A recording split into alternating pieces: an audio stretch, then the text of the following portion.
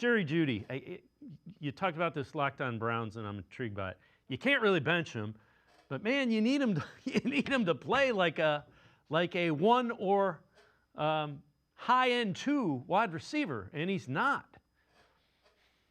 Yeah, and I do wonder, like, if there wasn't the Amari Cooper fallout from last year, and he had been playing at a high level still, and maybe they had signed him, like, what would all this look like if somebody like that was still here, or like if they even had another receiver who was a number one alongside Jerry Jeudy?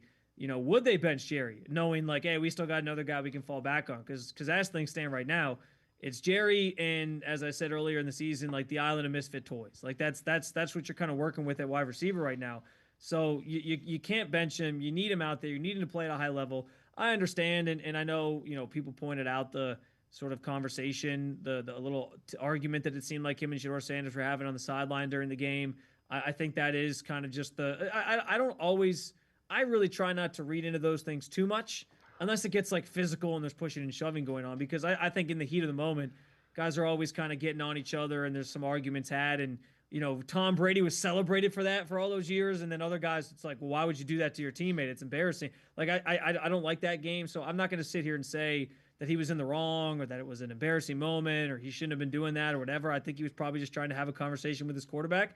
It got captured on camera, and it kind of is what it is, and I can tell he's frustrated. I think he's been frustrated this whole season.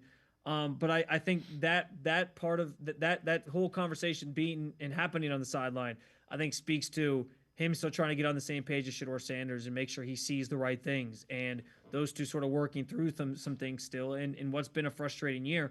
But on top of it being a frustrating year for him and not getting the football, like, he also hasn't done himself any favors with all the drops that he's had and some of the miscues that he made, like the fumble in the Raiders game a week ago. So it goes both ways for sure.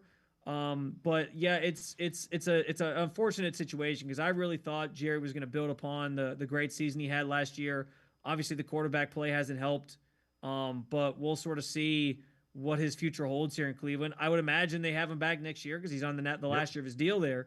But beyond that, like, they're going to have to add to this wide receiver room in some capacity. What that looks like and what Jerry Jeudy's role in it all, I think is to be determined, if you will. Yeah, and relative to him getting upset, he's in a no-win situation, much like I said Myles Garrett is, because if he doesn't get upset about that, it's like, oh, look, he's going through the motions, he doesn't care.